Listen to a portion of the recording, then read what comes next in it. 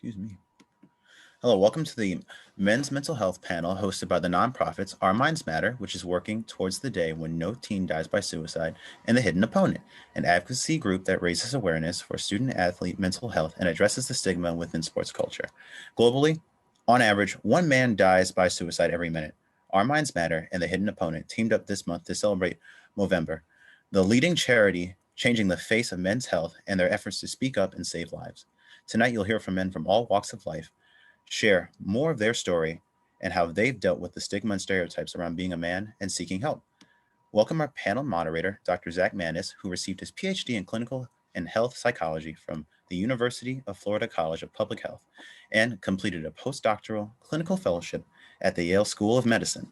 He is currently a postdoctoral fellow at the Department of Epidemiology at Columbia University, where he's conducting research examining the correlates and long-term consequences of substance use and depression amongst underrepresented populations, including veterans, racial and ethnic minorities, adults living with HIV, and former professional athletes.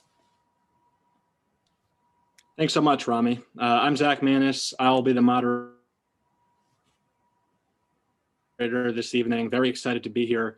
We have a great panel lined up for everyone tonight, and for about the next hour, panelists will discuss their mental health experiences, and we'll also have an opportunity to answer audience questions. Throughout the panel, please write your questions in the Q&A section. If your question is for a specific panelist, please write their name along with the question. For general comments or agreements, please use the chat function to have dialogue with other participants. First, I'd just like to get started by getting to know the panelists a little bit better. They're going to share a little bit about what they do and why they do it, as well as why they chose their walkout songs. So first, we're going to start with Brendan, and then we'll go to Ryan, Jordan, Jimmy, and Andy. Brendan, would you like to start? Yeah, thanks, Zach. Hi, everyone. Look, today I'm calling from Canberra, which is in the Australian Capital Territory, in between Melbourne and Sydney on the East Coast. It's almost summer here, so I don't have to rug up too much. Look, why do I do what I do? I've been working in suicide prevention for over 12 years. Initially in crisis support for an organisation that was equivalent to the National Suicide Prevention Lifeline in the US, then in health promotion, and now at Movember. I believe that suicide is one of the biggest challenges of our time, and I also believe that it's mostly preventable. And the kind of work that Movember focuses on in the prevention and early intervention space is an area of great interest, and one that I think can really make a difference in this area. Things like strengthening informal community care. So by that, I mean, we all have this natural set of resources, our eyes to notice that someone's not doing well, our mouths to ask the question, are you okay? And our ears to listen. And I think often those resources are held to ransom by fear and by stigma. So the work that Movember does, helps to give people confidence to get alongside someone they're worried about.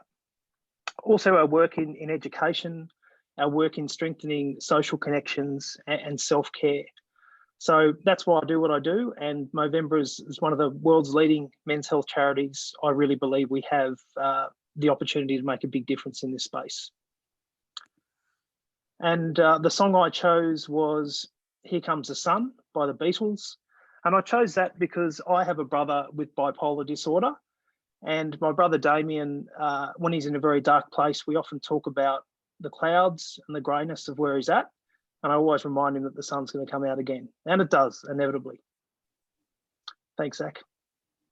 Thanks so much, Brendan. Looking forward to hearing more about Movember and your own personal experience with mental health.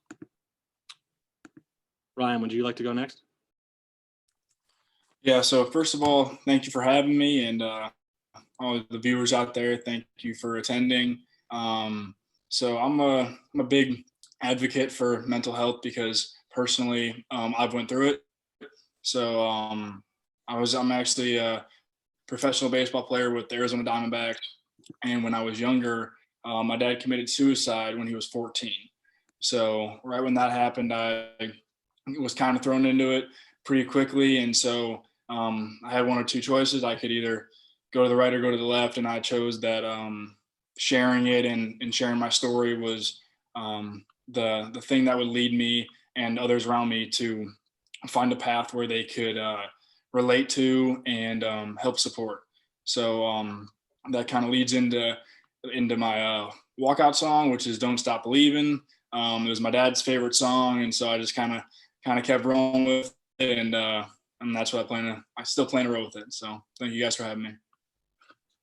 Thanks so much, Ron, for sharing. And, I'm particularly looking forward to, you talking about mental health within the context of professional baseball. Jordan, would you like to go next? Sure. Thank you, Zach. It's an honor to be on here with everyone. I'm really excited to share my perspective and to hear the perspective of everyone on this panel. My name is Jordan, and thank you everyone who is attending right now and listening. I've been a public speaker on mental health and suicide prevention for 12 years now. And 13 years ago, I attempted suicide by going out of my 9-story bedroom window. And while I was in the hospital, I was approached by a reporter from the Philadelphia Inquirer newspaper who actually asked my dad if he could interview me. And I said yes to that interview, thinking that was going to be the first and last time that I would share my story. But, I shared my story once, and all of a sudden it opened up the opportunity to share it to another person and another. And then all of a sudden, a year later, I was able to go and speak to my first high school presentation was October of 2008. And I remember getting done, I was terrified. And I remember afterwards, the line of students that came to talk to me afterwards. That's what made me realize I really wanted to dedicate my life to this. And so I've been fortunate enough to do that for the last 12 years. And so, I chose This Is America by Childish Gambino for my walkout song because we are talking about men today. And for me, one of the things that I'm very passionate about is bringing awareness and also attention to the need for mental health, especially in the Black community. And what Donald Glover talked about when talking about that song is making sure that he highlighted the importance for the value and the Black men who matter in this world, for them to have a voice as well. And so that's why I wanted to choose that song, because that song means a lot to me. That video means a lot to me. And bringing more awareness and attention to the Black community about mental health, but especially suicide prevention too, is something I'm very passionate about. Thanks so much, Jordan. Very grateful, that you're here. I know it's very difficult. I know you've had a lot of experience talking about your story, but I imagine it continues to be difficult. And I really admire just how open you are doing it. All right, Jimmy. Hi, Zach. So my name is Jimmy, and if you can't tell by the bags under my eyes, I'm a high school senior at Annandale High School, which is a suburb right outside of Washington, D.C. So I got involved with Our Minds Matter last year, and I started a branch of the club at my high school. And it's, as many of you guys know, it's an amazing organization that's really doing hard work for young people and mental health advocacy. But as for my involvement with mental health advocacy, I think that a lot of it can be contributed to my life experiences, my families, and the identities that I hold, particularly just being a son of refugees from Vietnam. I think that my parents and my family have a very different perception of mental health and what is to be talked about with each other and what should just be kept inside. So for me, I think that the biggest difference between my parents and I when we talk about mental health is that my parents think that resiliency is just being strong all the time, not talking about things, keeping everything inside. But for me, I learned that resiliency is actually knowing how to deal with your mental health issues and having these conversations with other people and being authentic to yourself. So that's why I'm here today. And I'm really happy to see so many great panelists with their own take on this. And for my walkout song, I chose Don't Look Back in Anger by Oasis, because it's a kind of song that I'll shout in the car with my friends. It's a really good song, and it also has a really good message, because for me, in the past, I used to just be angry about everything instead of resolving problems. So it has a good message. Thanks so much, Jimmy. I know there are high schoolers on the call, so your perspective is always valued, but definitely even more so over the next hour. And last but certainly not least, Andy, do you want to introduce yourself? Yeah, thanks everyone for coming to listen to all of our stories today. It really means a lot that people are willing to listen to us. My name's Andy Saul, and I'm a student at the University of Wisconsin Stevens Point. It's a small D3 school right in central Wisconsin. And my major is health promotion and wellness. I played football for my first 2 years here on campus. And I'm also a campus captain for the Hidden Opponent. So I think my mental health experience has to do more with my education, as well as some of the experiences that I've had with football and stuff like that. And my walkout song is Our Song by Taylor Swift. I am a huge Taylor Swift fan, wanted to keep it a little bit light too, so that's why I chose that one. No shame. Definitely, she's one of the voices of our generation, so it's a good pick. So, for the first set of questions, I want to pose the same question to all the panelists because I think all of your perspectives are going to be quite different and all valued. And I just want to start off by, asking everybody about, their mental health experience and, what mental health, means to them.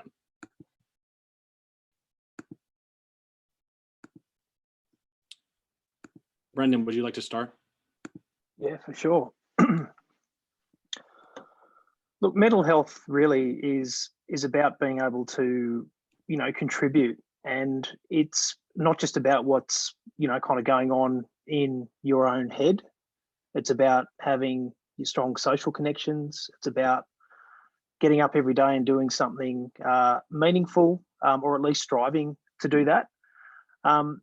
My experience around mental health, having been an advocate for positive mental health and suicide prevention, is really about kind of walking the talk. And I think sometimes if you're not careful, you can spend a lot of time in this space, working in this space, and actually forget about yourself from time to time.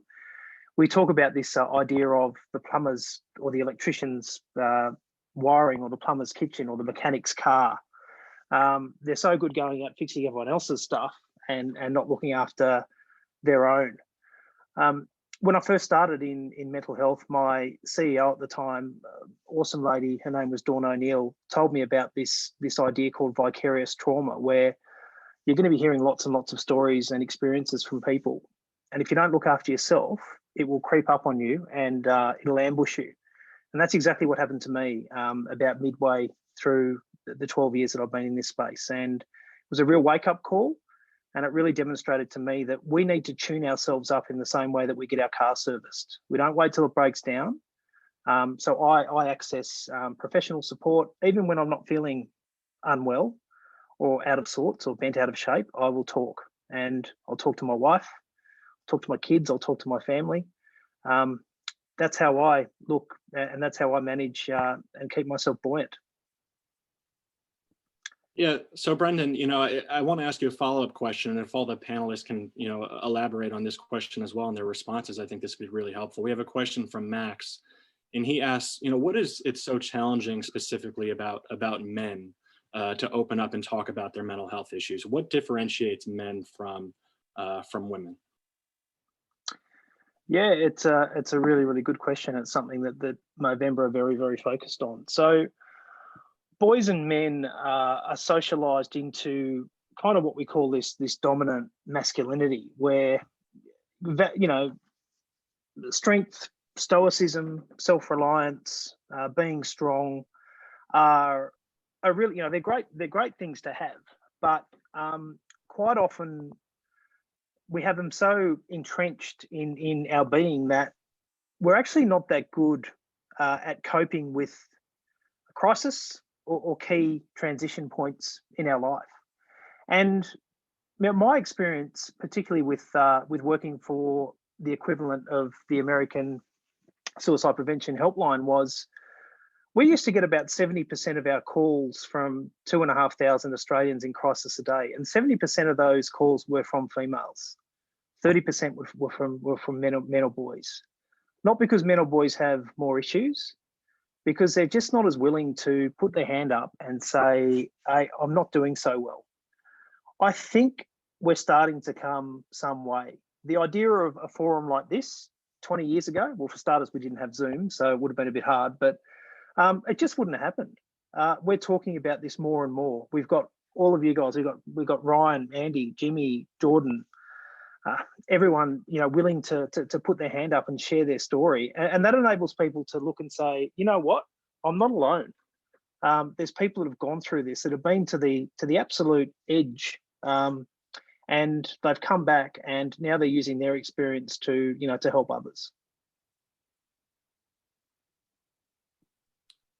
Thanks so much, Brendan. Ryan, what about you? What do you think makes it particularly difficult for men to open up about their mental health? And, is that even more difficult, being a professional athlete in a team-based atmosphere? Yeah, I think it's safe to say that like there's a huge stigma around men when it comes to, there's a pride aspect to it, that in order to be a man, you got to like hide your feelings and just like go and do whatever you got to do and just block out the feelings. Like, I think it's the opposite nowadays. I mean, I think honestly it shows that you're more of a man if you can actually own up to what you're going through and be like, you know what, I need help. And I think that's tough to do. I know for me, it's taken years, and that's okay. Understanding that where you're at in life and who's around you is important. And to touch on the professional athlete aspect of it, when you're in a clubhouse with 30 guys, I mean, there's so much, first off, there's so much testosterone in the building that it's like everyone's got an opinion. And so I think for me, being able to relate to my teammates and for them to know my story and know what I've went through, personally, for me, it makes it a little easier for me to talk about my feelings with them, because I think there's a certain respect level because I've been through what I have. And so they feel comfortable coming to me because they know that I'm not going to judge, and they know that I'm strong and I've accomplished what I have. So they feel that I have the tools that they might need. So. Thanks for sharing, Ryan. Jordan, what about you? What has been particularly difficult for you to open up about your mental health, if you have those challenges, and then more generally, what do you think makes it difficult for men to open up about their mental health? I think for men, we're just not geared necessarily to just open up and talk about a lot of things in the way, like I see my wife and her best friend, like her best friend just comes here and they just talk for like hours. They don't go anywhere. There's no event to go to. They just talk about all the things that they're going through and processing. I golf. My best friend, we golf together for 4 hours, and at the end of it, I can't even come home and say exactly all the things we talked about, because it might just only be a few things that we share. The rest of the time, we're talking about golf. Every once in a while, we get in depth about feelings or something that we're going through. So it was a learning process for me, because when I was a teenager, I just thought, all right, well, drinking is what I would turn to open up and have a conversation with my guy friends, because that's the only time we did that. And it goes to men not necessarily knowing or having the best coping skills when it comes to feeling sad, feeling depressed, dealing with a mental health disorder. So a lot of times when I was younger, that's what I would lean to, are healthy coping skills that I would try and use. Like sometimes it was an escape, sometimes it was distraction, like talking to my friends while we're playing sports. But I'd never really invested in my mental health so that I could take things day at a time. I could be honest with my friends. I could be honest with my therapist. All the things that I needed to take care of my mental health, I struggled with because as a kid, I just wasn't taught that. I think this generation today is really redefining what a man is. I think that's a really important part of this, is that today in 2020, I think it is somewhat normal for a man to talk about his feelings and his emotions in front of people. And being able to have that conversation is a healthy thing. And normalizing that conversation, I think, is what we need to get to. So I think for me, what I struggled with the most was How do I have that safe space to talk about my feelings and emotions in a confident way and not necessarily turning to negative coping skills that I used to use, when I was younger? Yeah, it's definitely not natural for a lot of guys to open up and talk about their emotions, especially when it's unprompted and people don't, go out of their way to ask us. But it seems like, with your story in particular, it's gotten much easier to open up over the course of time because you've become more comfortable and more confident in yourself, and it's something that you're more used to doing now. Jimmy, what about you? What has been difficult for you in terms of opening up about your mental health, and what do you think is difficult generally for men about opening up? Yeah, well, I think Jordan and everyone else who just went before me summed it up pretty well. There's definitely been a lot of like hesitation for me to just talk about things and talk about how I really feel, at least more so like when I was younger, just because like like at school it was like the norm. Like if you're a guy, you shouldn't be talking about like these things. Like you should just be like, I don't know, playing sports, having fun. And I think that you can see like this like lack of intimacy almost between like two male friends sometimes, just because it is like this uncommon thing to talk about what you're actually thinking. And I can't lie, it's pretty bad. And I wish it wasn't like that in society. I wish people were more open to things, but I think in my life I have taken steps to deconstruct that, just because of how unhealthy I saw it was. And I saw like through other examples of people being vulnerable with each other and acknowledging that vulnerability is a strength rather than a weakness. That was something that was really important to me. So with my friendships and with my relationships, I try to have these conversations and talk about what's really going on, because I think that that is real intimacy between friends. And yeah, it's definitely something I'm working on, just because of all the stigma of like, if you have feelings, you're weak. If you're this and that, then like you're not a real man. Tough it out. All these like terrible things that have happened. And yeah. Well, Jimmy, I don't want to put you on the spot, but I had a chance to listen to your pre-panel interview, and in that interview, you talked a little bit about your parents and how your parents have influenced your conceptualization of mental health and your own mental health experience. And we do have a question from Max here. To what extent does a person's family influence their perception of mental health? And if you feel comfortable answering, I'd like to start with you. And then Andy, I know, we'll definitely come to you as well, but if anyone else wants to jump in and talk about sort of their relationship with their family members and how that's influenced their mental health experience, please jump in.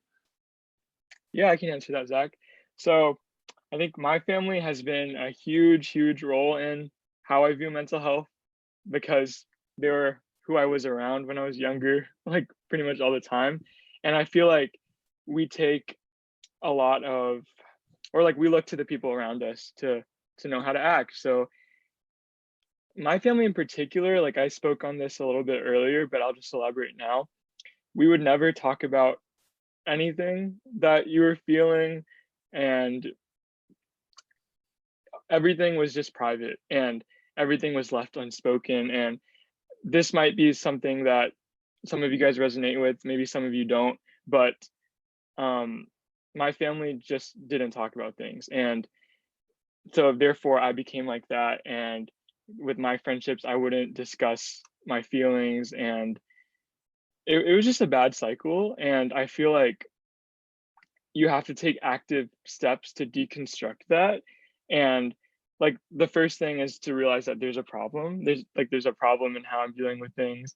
And I think that I saw it, especially through like my father's relationship with me, and about how he wouldn't talk about anything. He would just, but yeah, I think that family plays a huge role. And it's definitely an important thing to think about, because family has such a huge impact on how you think about things. And sometimes those are healthy habits and sometimes they're not. So yeah.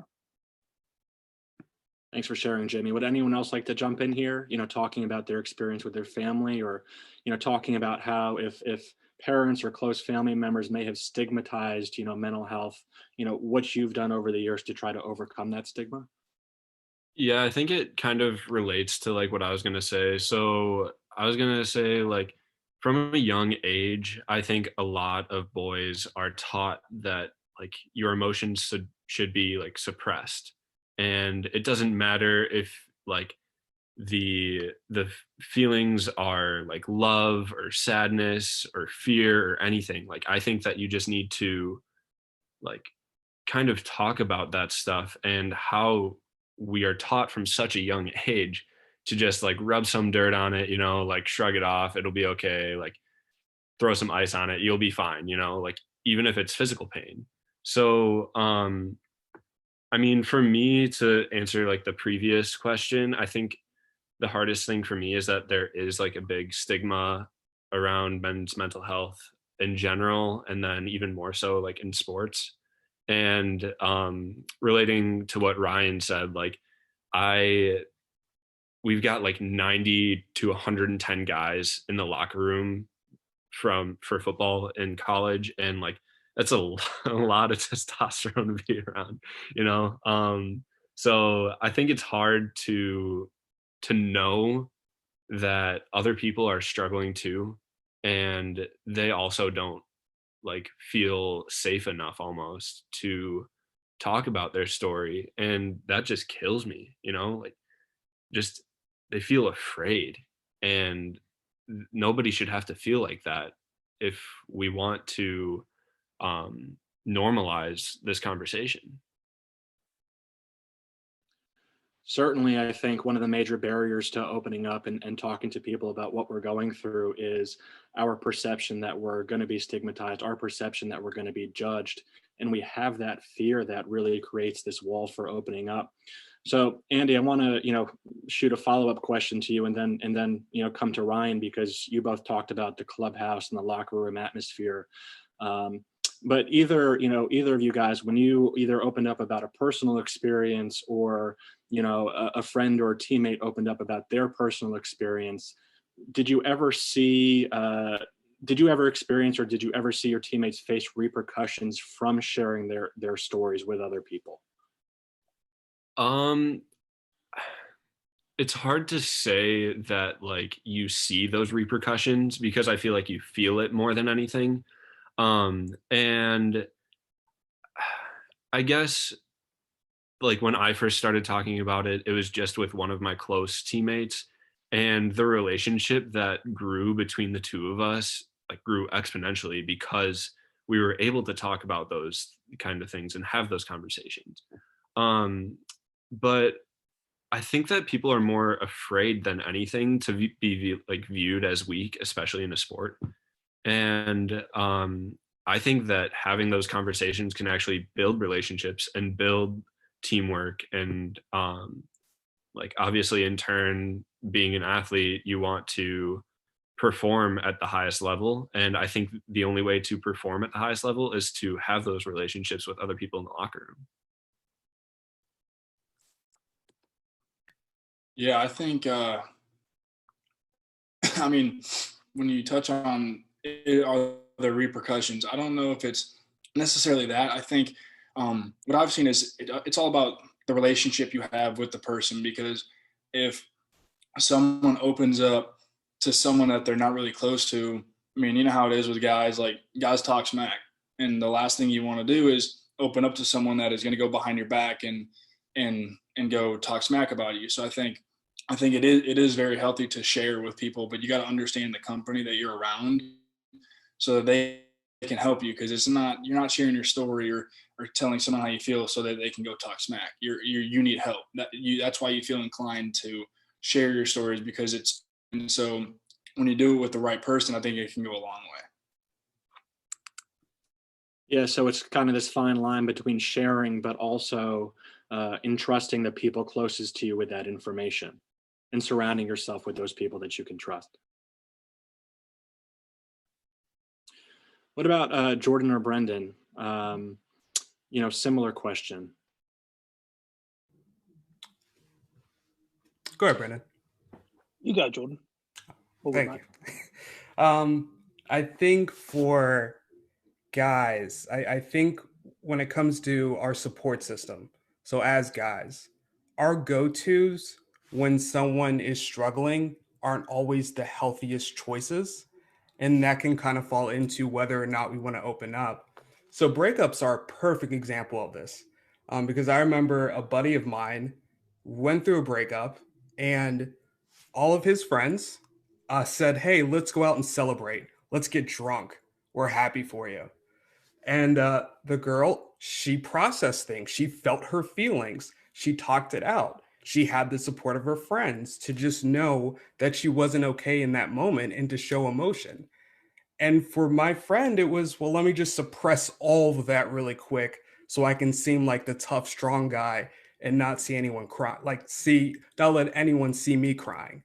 And so I think it's part that support system. It's important to have someone that you can trust, who you can be honest with and know that they're not going to judge you for it. But also, too, I think as guys, we also have to come up with better ways to cope with a lot of the things. So, again, kind of go into that same the breakup. I also had a friend who went through the same thing, and he called me. He's like, "I don't understand why I can't just get over this. Why can't I just let this go?" I told him, you're not supposed to just get over things. You have to feel those feelings. And it's not a great thing. I don't want you to have to feel that, but you are going to cry. You are going to struggle, but I'm here and I'll listen. You can vent to me all you want, but you still have to feel those feelings and not just push them all the way down and pretend like you're going to celebrate by drinking. So I think when we can get to a healthier place of listening and then also knowing how to support that friend as well, I think that's an important place that we need to get to as men in this society.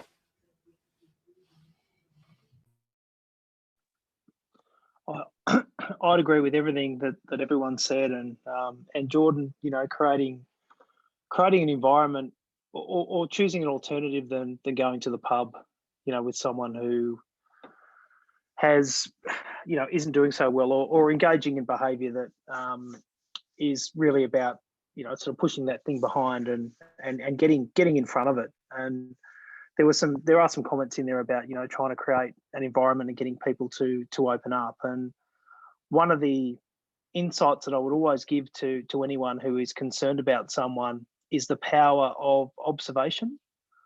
So the simple fact that your friend wants to continually go out and bury what they're going through by engaging in risky behavior or drinking or taking drugs, whatever it might be, are probably a good indicator that they're not doing so well. In the same way that if you have a friend who is always the first to turn up to a party, or is not returning your calls when normally they do, the power of that observation in acknowledging why you're concerned about them can be huge. Listen, is everything going okay? I notice you haven't been yourself lately. No, I'm fine. Really? You haven't been returning my calls. It's just not like you. That creates a really powerful platform. And then you close your mouth and you listen. We always try and fill that silence, because we're uncomfortable with it. But if we can be disciplined and just make that observation and then sit back and give that person a chance to open up and release themselves of some of the things that are going on in their head. You don't have to have the answers, by the way, but it can be hugely, hugely powerful. It can change the game for them. It's amazing what offering yourself up as a resource can do, or even just lending an ear, being there to listen. It's such a fast-paced world. We often just don't have the time to sit back and think and listen. And I know a lot of people really value and appreciate someone who's gonna sit there and hear them out for a little while.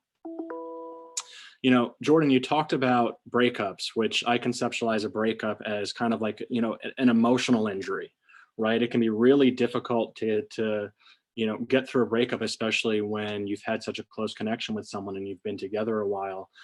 We have a question from one of the audience members, specifically about sports and how you cope with injury in sports. So, I'd like to pose that to Ryan and Andy, but also to open up, a broader question about how all of you cope with really difficult, things that present themselves in your life. So maybe we can start with Ryan and Andy and then, move through, the rest of the panelists. Yeah, I have been injured before. I actually broke my back my freshman year of college, and so that was not fun. But um, so I turned to scripture. That was my way of dealing with the emotions that I had, and I had a great group of men around me, not just young kids. Like my coaches were very supportive. I was open and honest with them, and yeah, I mean, diving into the Word is what really propelled me to become stable emotionally, and then at the end of the day.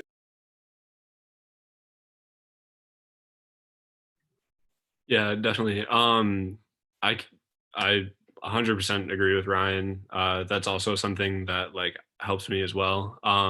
But injuries were one of the big reasons why I stopped playing football. Um, I've had multiple concussions, and like having that experience and knowing what like professional football players have gone through, like with CTE and stuff like that, like it's a dangerous game. And I didn't want to put my future health at risk, and especially my mental health. So I think that like with other injuries as well, you just really got to lean on those other people that are around you, you know, like try and build that support system and have those people that are going to like push you to go to PT and like push you to keep working through your injury and be serious about it too, especially concussions. Concussions, it's a dangerous game, you know. You don't want to mess around with that kind of stuff.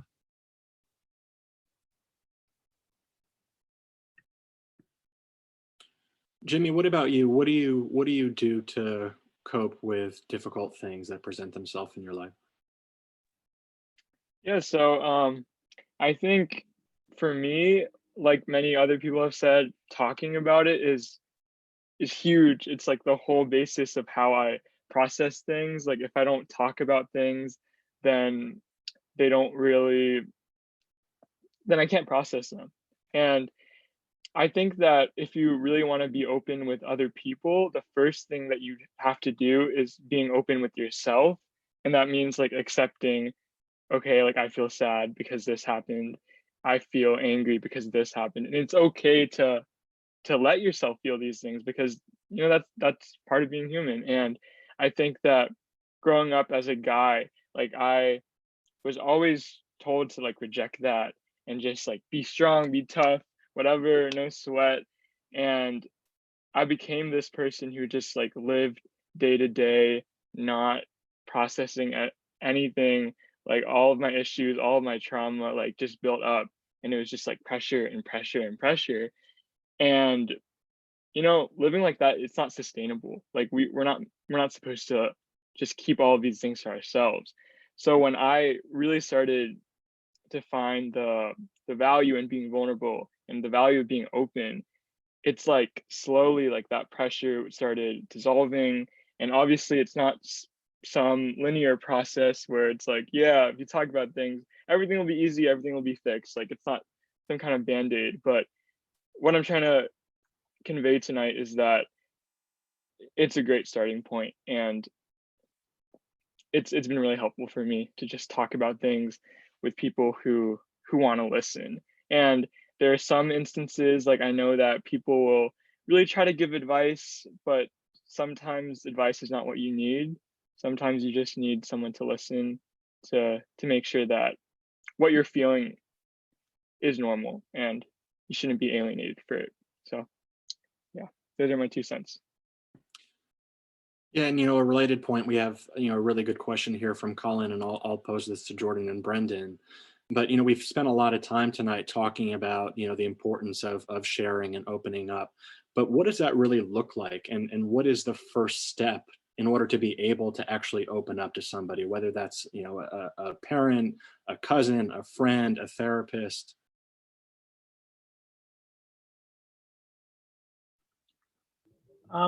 Look, I would say if your worries about opening up is something that keeps you awake at night, talk to your therapist about a strategy. there's no harm in talking to someone about, what those anxieties are. And there is no bigger demonstration of trust if you're struggling than to reach out to someone and tell them about it. It says to them, I trust you enough to tell you about where I'm at in my life. And it's an absolute privilege in a lot of ways. It's not easy, but it's a privilege to be on the other end of that, and then to help that person navigate a way through. And as Jimmy said, it's not about offering advice or trying to fix things. In fact, if you give them a list of things that they need to do to fix it, it might actually put them under more pressure. But I mean, I guess if I use my own experience, and I'm sure my colleagues would support this, if I'm overwhelmed, I put my hand up and I say, listen, I'm overwhelmed at the moment. And the amount of support that comes around me is, it's phenomenal.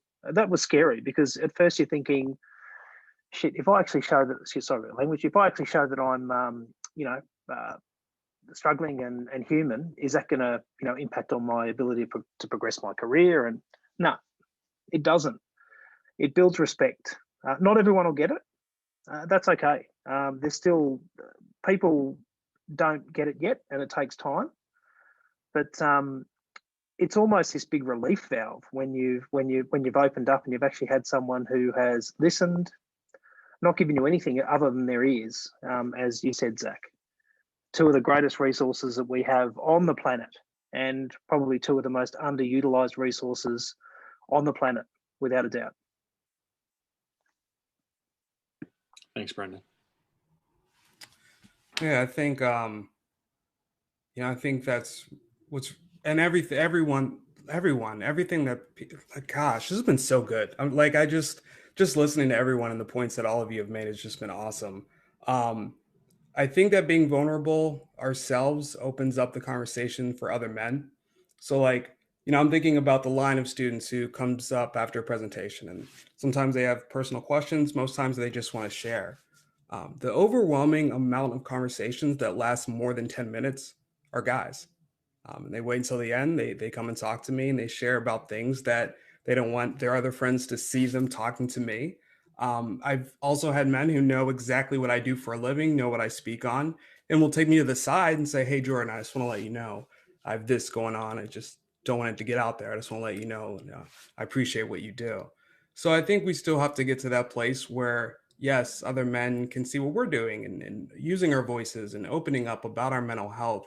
And I think that does allow others to then use their voice as well. So I think that's a really important part of all of this, is us being able to open up. Me personally, there are days where I'm definitely overwhelmed with everything that's going on, especially now. And so talking to my therapist about things, he does this one thing I hate where I can't move on to another subject until I talk about the root of the problem that I don't want to talk about.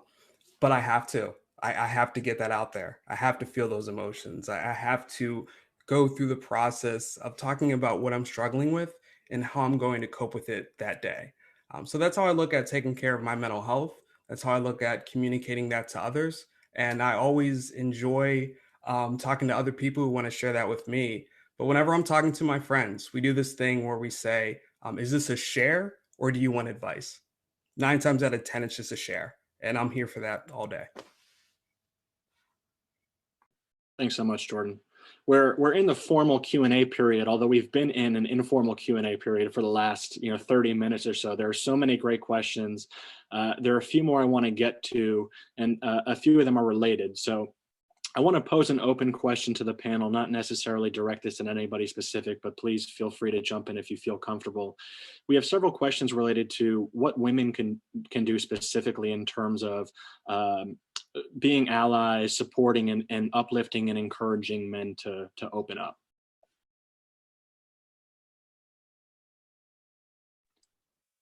I'm happy to start on that, Zach, if you like. I guess if I look at my own experience, I have a very big family. I've got 7 sisters and 5 brothers, which is nuts, really. It's a very, very big family, and even in modern times. My wife, Tanya, has been an absolute bedrock of support and encouragement, and she doesn't actually even know it. She helps to keep me afloat and check in when perhaps the gravity of a conversation with a stranger or the weight of a crisis intervention or exposure to grief or loss is creeping up to bite me. She's incredibly good at steering me towards perhaps a better outcome. I suppose I'm a massive believer in this sort of idea of social scaffolding, and that's this thing that we've all got around us. So we've all got a massive role to play in supporting the men, the boys and men and girls and women in our lives. I would say to anyone who listens, it's really important for all of us, but for guys and for girls, to respect the importance of social connection and maintaining broad relationships and encouraging your partner or your brother or your dad or whomever it might be, your colleague, to stay connected with their mates. I can't reinforce how important that is. As we get to, so I'm 43 years of age. I've got the filter on, which is probably why I look a bit younger. But as we get to our mid-40s, like, blokes aren't as good as keeping that social scaffolding in place. Girls are much better at it. And so I would say any opportunity you get, encourage that connection. And I think that would make a really big difference. We otherwise we fall off the radar. And then when we get in strife, those relationships are harder to pick up.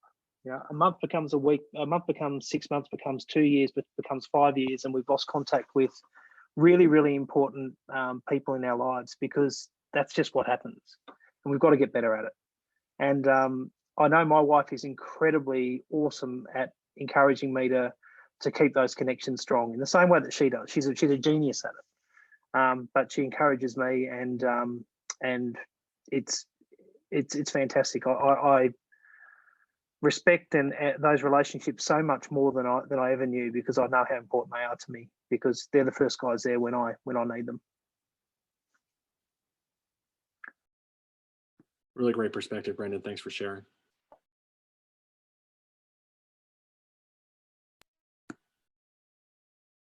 Yeah, I think it's all about being able to trust someone. I know for me and my experiences, my fiance has been, I can be honest with her, I can be truthful, and when I do that, then she understands like everything. And she understands when it's good, when it's bad. And so if I am struggling a little bit, she understands, okay, how can I help? She just kind of takes it upon herself to try to take, for lack of a better term, take the burden off of me. And so I think that's what a great partner can do. And yeah, that's been my experience, and it's been awesome.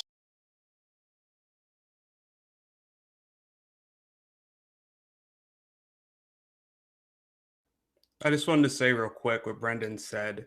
You helped me have an epiphany tonight, because I couldn't figure out why my wife would randomly say, "Hey, can you text such and such and say thank you for whatever it was? Or can you tell such and such happy birthday or congratulations into getting into law school?" And I couldn't figure it out. Like, why would I just text randomly one of my friends and actually talk and congratulate them about things? And that's a great seed to plant, of just reaching out to friends and having that conversation. I'm going to thank her in a few minutes, but thank you, Brendan. Thank you for sharing that. That was actually really awesome to to understand just now.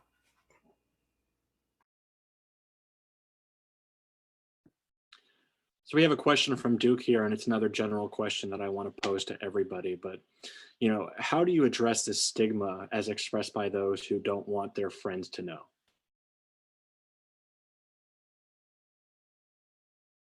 And Jordan, this question was you directed at you, but if anyone would like to answer, please jump in.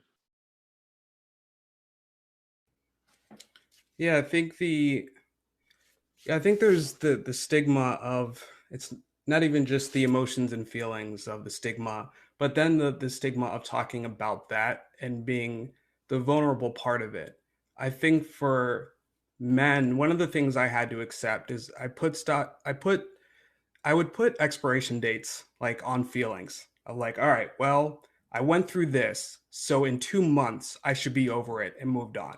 I went through a breakup. It's been 3 weeks. I should kind of be over this and just not have to cry or not be sad. I should be out enjoying life again. No, I realize I could, that's not the way life works. That's not the way mental health works.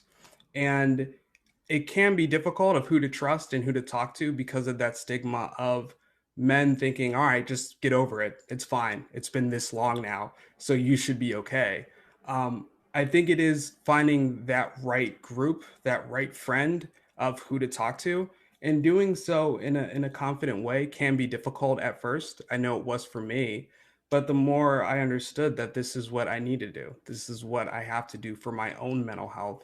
It may be by me sharing, it helps one of my friends too, if they go through something. Um, it's something we're still getting there with. Again, I think it is being normalized by a lot of people, especially when you look at celebrities and athletes of men coming out and talking about anxiety, talking about meditation. Like just the fact that we have athletes just on a national, global scale talking about these things. It's awesome, but still there's that stigma that people are going to feel. I'm glad we're making progress, and I understand that can be a struggle for a lot of people still.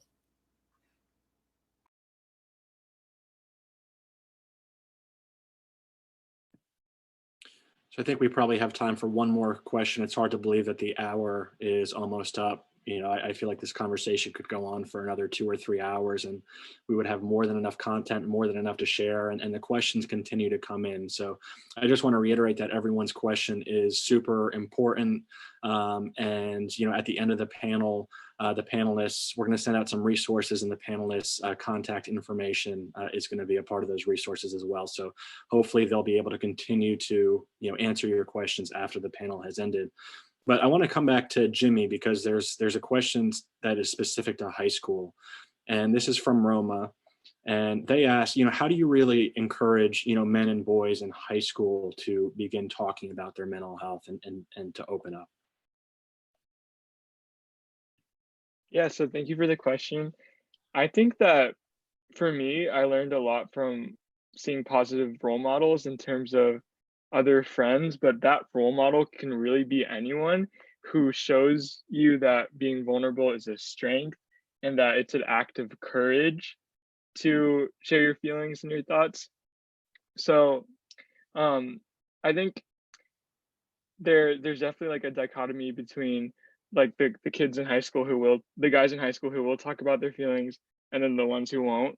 And there's no like it's not like one side you're good and then one side you're bad, but it's something that I think that I've had to work through because I used to be one of those guys who just didn't talk about anything. And yeah, I think when I saw like adults or like seeing like older guys and also seeing people in positions of power, like kind of what Jordan was talking about, like when you see people who you look up to accept that being vulnerable is an act of courage, like that's when I started to internalize it for myself. And I think it's really important that people from all ages start talking more about mental health and start talking about opening up about their experiences because it really makes it easier for everyone else to do it. Because one of the biggest barriers is that fear of ostracization and fear of like you're not normal or like you shouldn't be so emotional. And we really need to dismantle that to have a healthier life. Yeah. So I hope that And answered your question. to Oh, go off sorry. of that, no, you're fine. To go off of that, I personally like didn't really start talking to anybody about like my own mental health until I got to college. And I think that lifted a big weight off of my shoulders. I felt more open and like more willing to talk about those kinds of things. But if anybody wants to have like a good book to read about vulnerability, Brene Brown wrote a book called Daring Greatly, and it talks about vulnerability and how it is a strength. And by putting yourself out there, you can really establish new connections with people and build on the connections that you already have. So I think vulnerability is like one of the biggest misconceptions around mental health and just the world in general. You know, like if you're willing to put yourself out there, great things can really happen. Great suggestion, Andy. Thanks for that. So we only have about 2 minutes left, and in these final 2 minutes, I just would like to kind of quickly summarize some of the points that we talked about today. One topic that came up frequently was the importance of reaching out to family, friends, teachers, and other peer supports. But too often, men's mental health is not discussed, despite the fact that nearly 30 million men in the United States suffer from clinical depression or anxiety conditions, with millions of others experiencing intermittent loneliness, sadness, and anxiety. For everyone in the audience that has experienced these emotions, know that you're not alone, and you're joined by the panel, myself, and millions of other men who are going through the same thing. Together, we will advocate and support one another as we continue to move in the direction of normalizing mental health for all men across the country. Lastly, I wanted to, I kind of have a cliche, but I wanted to define the word strength, which if you look it up is defined as the capacity of an object or substance to withstand great forces of pressure. There are not too many more pressure-filled and stressful situations than being a man and acknowledging our emotions and acknowledging that we'd like some help. So often men don't seek help or open up about their feelings because we're supposed to be strong and fight through negative emotions on our own. Well, I'd argue that overcoming expectations of others, making ourselves vulnerable, and fighting stereotypes to take the initiative to improve our mental health requires the highest degree of strength. Before we end today, I just want to thank Our Minds Matter and the Hidden Opponent for their efforts in putting this panel together. I also appreciate all the panelists for their participation, insight, honesty, and vulnerability. It was truly amazing. Above all, I want to thank everyone in the audience who attended today. For without all of you, mental health advocacy is significantly diminished. I hope for all of you that tonight was informative, helpful, and inspiring. And like I mentioned a little earlier, all attendees will receive a follow-up email and resources with contact information of the panelists. So with that, I hope everybody has a great night and a happy Thanksgiving for those who celebrate. So thanks again. And, hopefully we'll see everybody soon. Thank you. Thank you so much. Thanks, everyone. It's a pleasure, honor. Thanks, Zach. Thanks to Our Minds Matter. It was great to be involved. Take care, everyone.